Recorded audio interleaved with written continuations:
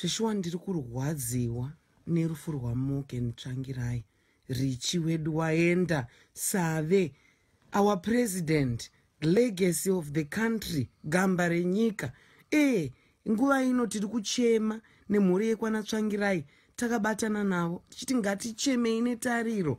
Ndopaunoona dzimwe mbiti dzaakuapointana kuapointana zveshuwa muchiti acting president vaTsvangirai vanga vazorora nguvai.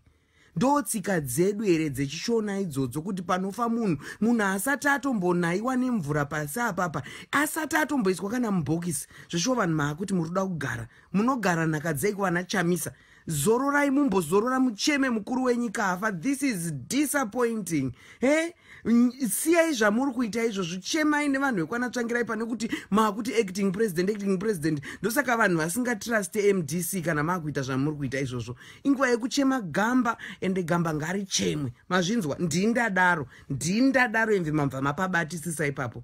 Ndatsamwa zvisingaite. Otherwise murekwa Tsvangirai tinochema nemi, tichiti chemai netariro. Mwari wekudenga achakurangarirai. Ndatenda makandikoshera mufunge muri kwaTsvangirai.